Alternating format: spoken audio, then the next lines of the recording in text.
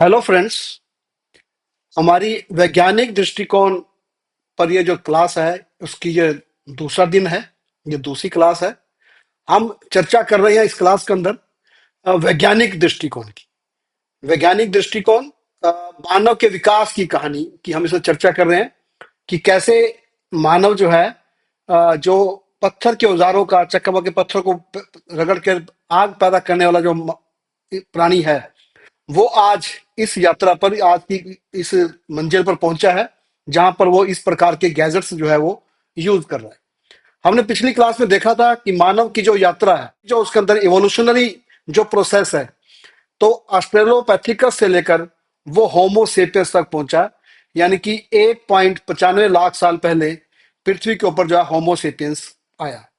अब ये होमोसेपियंस जो है ये क्या चीज है, मतलब कि इस भाषिक लक्षण क्या है जो इसको दूसरे प्राणियों से अलग करते हैं। जैसे उसका जो मस्तिष्क है जो बड़ा और जटिल है। बड़ा होना जरूरी नहीं, जटिल भी इसके अंदर चीज है, जिसके अंदर ये बिल्कुल आप तस्वीर में देखेंगे कि अलग अलग प्रकार से बीच में तहें हैं, इसकी लहरें हैं। तो ये क्या है, जटिल मस्तिष्क है, बड़ा भी है और जटिल भी है। दूसरी चीज क्या है कि मानव का जो अ, बचपन है, वो लंबा समय जो है बचपन अपने माता पिता के यानी पैतृक संरक्षण में बिताता है। किसी और प्राणी के साथ ऐसा नहीं है। लंबा पैतृक संरक्षण जो है वो एक भूमिका अदा करता है मानव के समाज में और मानव के विकसित होने में। ये एक भूमिका अदा करता है। मानव के परिभाषिक लक्षण में है सामने की तरफ आंखें। सामने की तरफ आंखें होने की वजह से मानव जो है दूरियां गिन सकता है, अपना जो हाथों का प्रयोग है वो प्रॉपर कर सकता है, सुई में धागा डाल सकता है, गेंद पकड़ सकता है, औजार चला सकता है। ये सामने की तरफ आंखें जो हैं उसकी वजह से है। और उसके बाद जो है दो पैरों पर सीधे होकर खड़े चलना चलना। अब इसके दो हाथ फ्री हो गए अगले, और एनर्जी की भी, ऊर्जा की भी उसको यहाँ पर कम जरूरत रही, और ज्यादा दूर तक देख सकता है वो। तो दो पैरों पर सीधे खड़े होकर चलना जो है वो और प्राणियों के साथ नहीं है, जो मानव के साथ है। अंगूठे का फ्री होना। अब अंगूठा जो है फ्री है हाथ के अंदर। अब ये अंगूठे का फ्री होना जो है वो मानव को औजार पकड़ने और दूसरे कार्यों के लिए जो है जो उपयोगी है।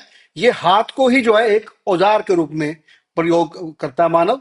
अब उसके बाद जो है अ, भाषा का विकास।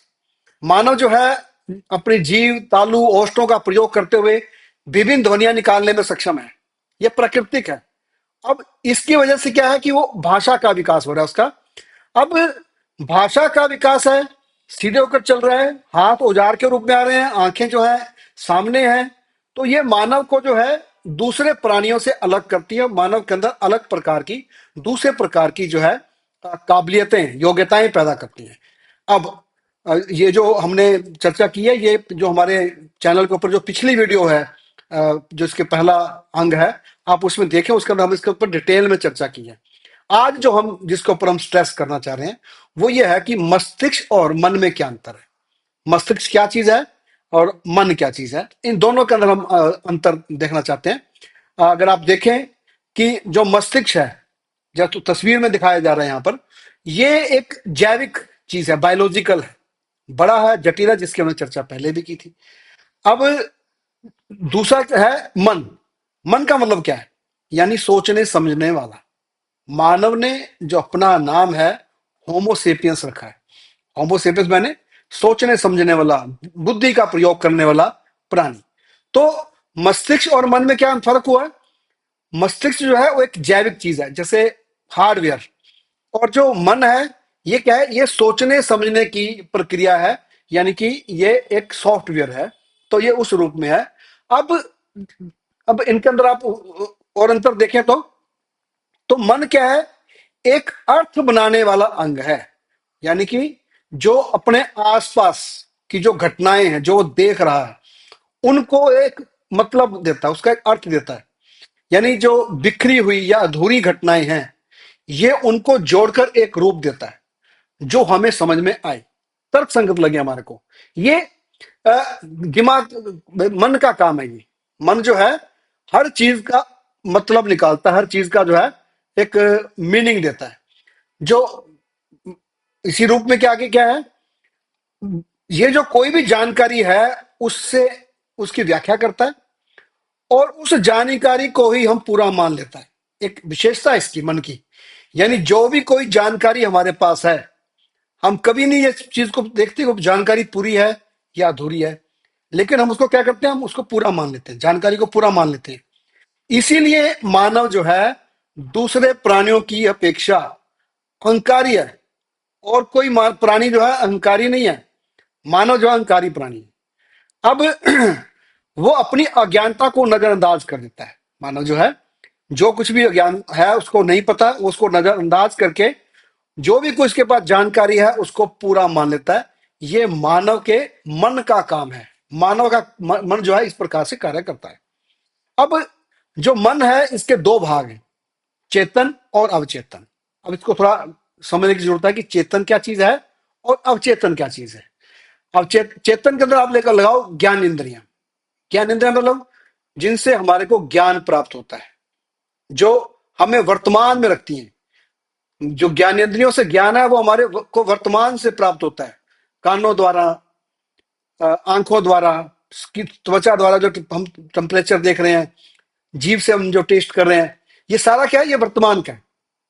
ये हमारे को वर्तमान के आसपास की जो चीजें हैं, वर्तमान में जो हो रहा है उसके बारे में जानकारी देता है। तो ये हो गया चेतन।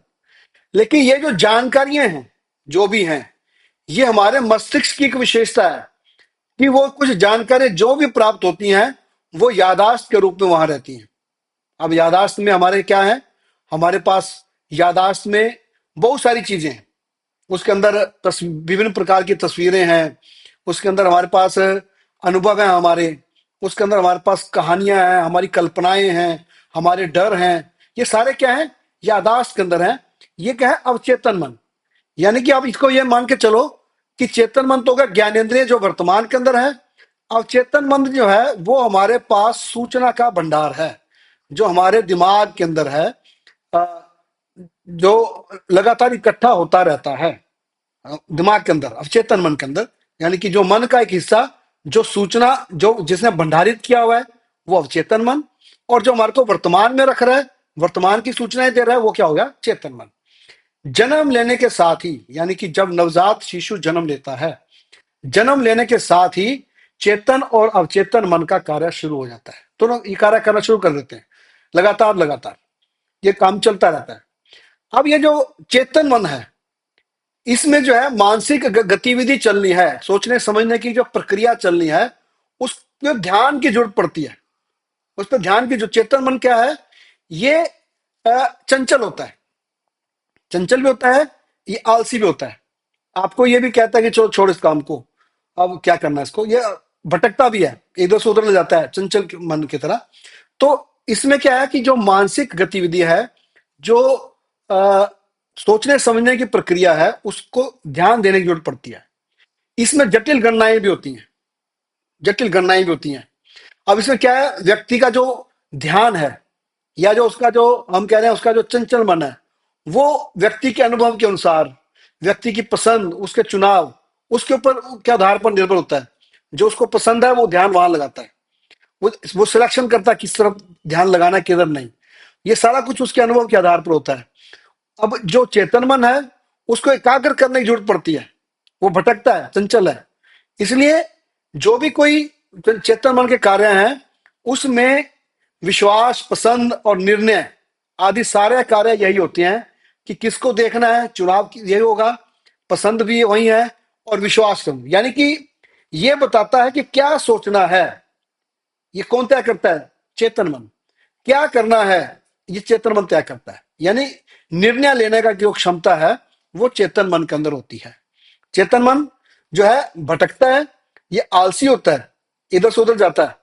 इसलिए चेतन मन को ध्यान देने की जरूरत होती है, उसको एक तरफ लगाने की जरूरत होती है।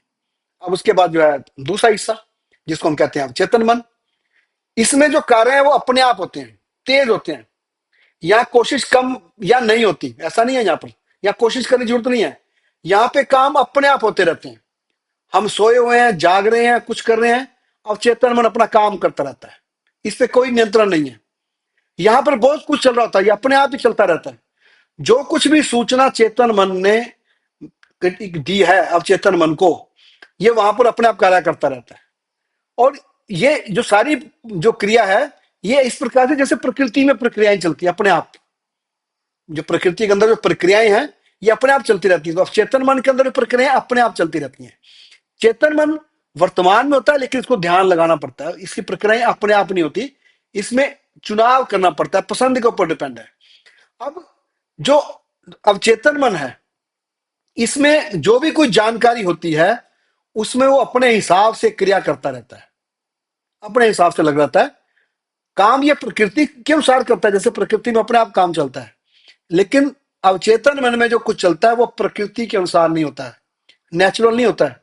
जो सूचना जिस रूप में डाली गई है, उस रूप में होता है।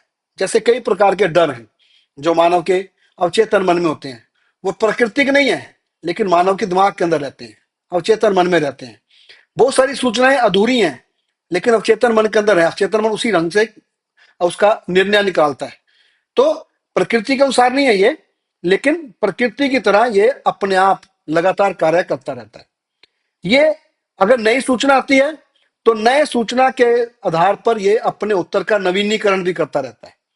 अगर कोई सूचना नहीं आई और पहली सूचना अवचेतन मन में कोई और है, तो वो पहली सूचना को भूल जाएगा, नई सूचना को उसका रखेगा। अब ये क्या चीज है? ये जो यादाश्त का जो भंडार है, जिसको हमने अवचेतन मन बोला, ये समरूप होता है, ये सामयिक रहता है हमेशा की तरह। और ये मानव के व्यवहार को प्रभावित करता है, सबसे ज्यादा प्रभावित यही करता है। जो कोई डर, वहम, विश्वास, पसंद अवचेतन मन में बैठ जाती है, तो ये मानव के व्यवहार को उसी ढंग से प्रभावित करती है। ये सहज वृत्ति बन जाती है, नेचुरल इंस्टिंक्ट जो इंसान का, ये नेचुरल इंस्टिंक्ट बन जाता है। और ये जो है मानव का एक प्राकृतिक भाग है, प्राकृतिक चीज है। मानव इसमें अवचेतन मन को जो है के अनुसार अपने व्यवहार को करता रहता है। अब अगली चीज क्या है?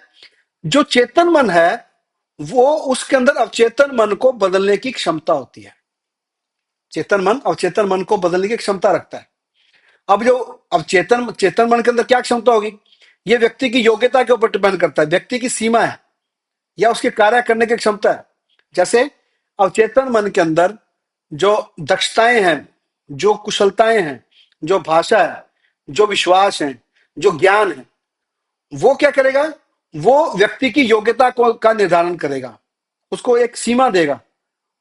जितनी नॉलेज है, उतनी ही योग्यता बनेगी, उतनी ही सीमा बनेगी, और वो उसी लेवल पे कार्य कर पाएगा। लेकिन चेतन मन जो है, उसमें नई सूचनाएं, नई चीजें उसमें डालकर अवचेतन मन को बदल देगा, उसके अंदर नई योग्यताएं पैदा करेगा। और अवचेतन मन का जो भंडार है, जब बढ़ जाएगा, तो उसकी सीमाएं भी बढ़ जाएंगी और कार्य करने की क्षमता भी क्या होगी? बढ़ जाएगी। तो ये दोनों भाग जो हैं मिलकर काम करते हैं। चेतन मन से सूचनाएं अवचेतन मन में जाती हैं, और चेतन मन जो अवचेतन मन को बदल भी सकता है, और अवचेतन मन जो है मानव के व्यवहार को जो है प्रभावित करता है। अब जो अगली चीज है, वो है सामूहिक चेतना। अब इसको समझो क्या चीज है ये। सामूहिक चेतना का मतलब, जो जो एक तो जो हमने बात की थी, ये व्यक्तिगत थी, यानी कि जो चेतना, चेतन और अवचेतन मन है, वो व्यक्तिगत है, एक व्यक्ति का अपना है, व्यक्ति की ज्ञानेंद्रियां हैं, व्यक्ति का सूचना का भंडार है। लेकिन व्यक्ति जो है वो समाज का हिस्सा है, वो समाज में रहते हैं, समुदाय में रहते हैं। अब समुदाय के पास एक सामूहिक चेतना होती है, जो समुदाय के पास होती है। उसके अंदर क्या क्या चीजें हैं? जैसे रिवाज है, समुदाय का ये, भाषा है, मिथक है, किस्से कहानियां हैं, कल्पना है, शिक्षा व्यवस्था है, दक्षता है, आर्थिक गतिविधियां हैं, कल्पनाएं हैं। ये क्या चीज है? ये सामूहिक चेतना है, ये समाज के अंदर है, जो समाज को जोड़ने का काम करती है। जैसे हम भाषी होते हैं, हम रिवाजी भी होते हैं, एक जैसे रिवाजों वाले, एक जैसी भाषा वाले, एक जैसी मिथकों वाले, एक जैसी किस्से कहानियों को मानने वाले, एक जैसी काल्पनिक शक्तियों को मानने वाले। ये क्या चीज है? ये ये समाज को या समुदाय का निर्माण भी करती हैं ये। अब जो नवजात बच्चा है जो है, वो इस सामूहिक चेतना से ज्ञान प्राप्त करता है। जो परिवार के अंदर या समाज के अंदर जो नवजात शिशु आया, जो नया मेंबर आया, नया व्यक्ति आया, उसको कहाँ से सारी सूचना मिलेगी? उसको या सामूहिक चेतना से, अपने से बड़ों से, अपने समाज से वो ये चीजें सारी प्राप्त करता रहता है।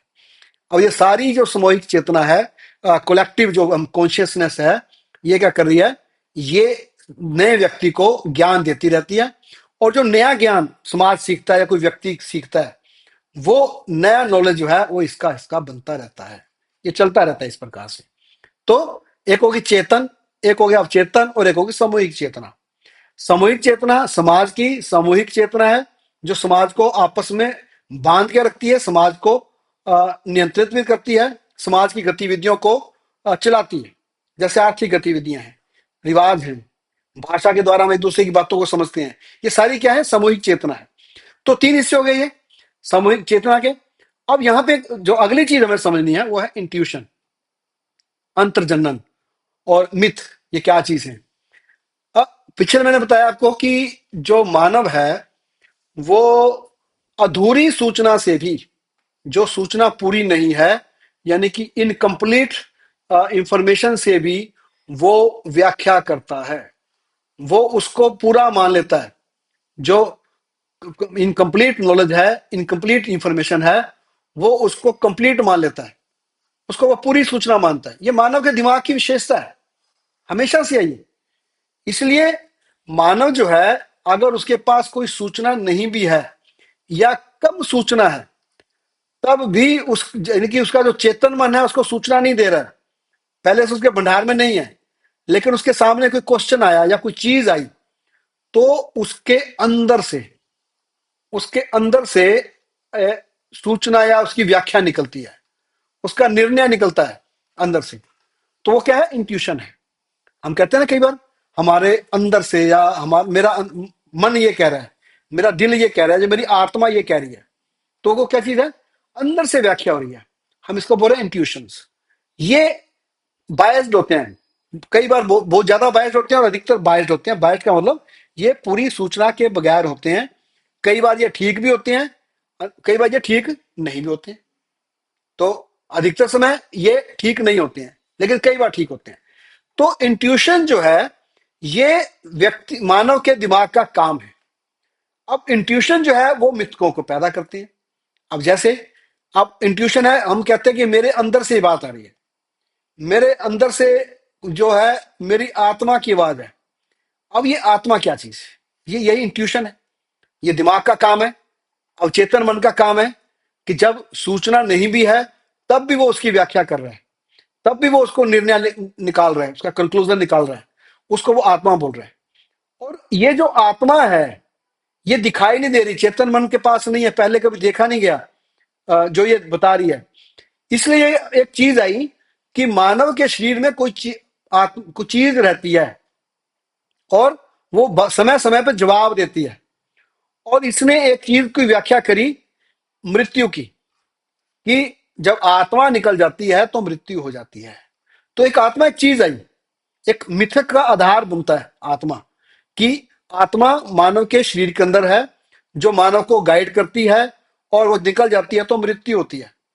और आत्मा के आधार पर जो है मिथकों का निर्माण हुआ। मिथक का जो बेस है, जो उसका ये बोले कि बौद्धिक आधार है, अब हम इसको इसी रूप में ले लें कि उसका जो बौद्धिक आधार है वो अवचेतन मन से है।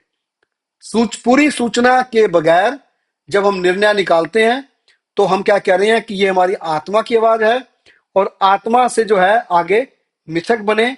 अब ये हुआ कि जैसे आत्मा हमारे को चलाती है, ऐसे ही आत्मा जो है वो सूर्य, चंद्रमा, हमारे आसपास मौसम, और हमारे को बीमार करना, हमारे को मृत्यु देना, ये सारे काम कौन करती है? जो आसपास घटनाएं घट रही हैं, ये सारी घटनाएं, चाहे बरसात हो रही है, चाहे मृत्यु हो रही है, चाहे पेड़ पौधे हैं, चाहे कुछ हैं, सब में आत्मा है। सब ये आत्मा, कभी ये घटनाएं घटती हैं, कभी ये घटनाएं नहीं घटती हैं, कभी बिजली गरजती है, कभी बिजली नहीं गरजती है। तो ये सारा क्या है? ये आत्मा का काम है। अब अवचेतन मन का ये जो गुण है इंट्यूशन का, जो आत्मा की ओर जाता है, तो ये क्या कर रहा है? ये हमारे को मिथकों की ओर ले जाता है। तो मिथक बनाने का काम किसका है? मिथक बनाने का काम जो है वो है इंट्यूशन का। हमारे जो मन के अंदर से जो आवाज आती है, जो एक निर्णय निकालता है हमारा दिमाग, अवचेतन मन, वो जो है वो मिथकों को बनाता है। हम मिथकों के बारे में अ, अगली किसी क्लास के अंदर हम डिटेल से चर्चा करेंगे कि मिथक जो है किस प्रकार से समाज का निर्माण भी करते हैं और समाज के अंदर अंधविश्वासों को पैदा भी करते हैं। अंधविश्वासों का मूल स्रोत ये है, ये मिथकों से निकल कर आता है। तो ये सारे दिमाग के काम है। अब चेतन मन जो है बड़ा महत्वपूर्ण है इस काम के लिए। अब अगला जो क्या चीज है कि प्राचीन काल से जो संचित ज्ञान है, यहाँ पे दो चीजें आप देखें कि एक तो हमारे को जैसे यहाँ पे तस्वीर बनी है, ऑस्ट्रेलोपैथिकस से लेकर जो होमोसेपियंस तक का जो चरण है, विरासत जो है, और जो एक जैविक विरासत है, मतलब कि बायोलॉजिकल विरासत है, ये एवोल्यूशन का परिणाम है। जैविक विरासत है, जिसको हम क्या बोल सकते हैं, डीएनए। डीएनए से आगे बढ़ना, लगातार लगातार डीएनए का अंदर चेंज भी होना, और डीएनए के अंदर एवोल्यूशनरी उसके अंदर चेंजेस हैं, और एक प्राणी से दूसरे प्राणी में डीएनए जो है जा रहे हैं, ट्रेवल कर रहे हैं। एक तो ये चीज है, और दूसरा क्या है कि ये जो संचित ज्ञान है प्राचीन काल से, ये भी विरासत है। ये भी मानव के एक पीढ़ी से दूसरी पीढ़ी में जाता रहता है। और आज भी हम जो हैं, जो प्राचीन काल से संचित ज्ञान है वो हम प्रयोग करते हैं, उसका हम बहुत सारी चीजें प्रयोग करते हैं आज भी। वो स्किल जो जो होमो हैबिलस के समय में था, होमो हैबिलस के समय में स्किल था औजार को चलाने का, वो औजार को चलाने का प्रयोग जो है हम इन गैजेट्स को चलाने में भी वो प्रयोग करते हैं। तो यानी कि जो औजार का प्रयोग करने वाला व्यक्ति जो होमो हैबिलस था, जो औजारों को प्रयोग करना जो शुरू किया, पत्थर के औजारों का प्रयोग करना शुरू किया, और होमोसेपियंस जब वो शुरू में बना तो उसके बाद जो है वो उससे अग्नि पैदा कर रहा है, उसको हथियारों को परिष्कृत कर रहा है, हथियारों को रगड़ के और अच्छा कर रहा है। अब यही प्राणी जो है अब बढ़कर जो है इस प्रकार के कंप्यूटर गैजेट्स यूज कर रहा है। यही यात्रा है मानव की। ये सारी यात्रा के पीछे जो है वैज्ञानिक दृष्टिकोण जो है मानव का, वो इसको लेकर आता है। मानव का जो वैज्ञानिक दृष्टिकोण है वो यहां तक उसको ले आया कि अब ये जो पत्थरों को रगड़ने वाला जो प्राणी है, आज अंतरिक्ष की यात्रा पर निकलना वाला प्राणी बन चुका है। आज वो अंतरिक्ष यात्री भी है। जो धरती की यात्रा करने वाला प्राणी अब अंतरिक्ष की यात्रा करने वाला प्राणी भी है। उसके पीछे क्या चीज है? ये जो संचित ज्ञान, यानी जो दिमाग की जो कैपेसिटी है, जो मानव के जो परिभाषिक लक्षणों की जिसकी मैंने चर्चा यहाँ पे की, और पिछली वीडियो के अंदर हम इससे ज्यादा इसके ऊपर चर्चा की, आप उसको भी देखें। तो क्या है कि ये जो मानव है ये लगातार लगातार नए नए औजारों का और ज्ञान के नए नए मंजिलों पर पहुंचता जा रहा है, और नई नई समाज की जो संरचना है और नई आविष्कार जो है वो करता जा रहा है, जिसका क्या परिणाम है? वही आदमी जो है वो आज सृष्टि का मालिक बना हुआ है। तो इन्हीं शब्दों के साथ आप लोगों का बहुत बहुत धन्यवाद, बहुत बहुत शुक्रिया। आप वीडियो को लाइक करें और चैनल को सब्सक्राइब भी करें।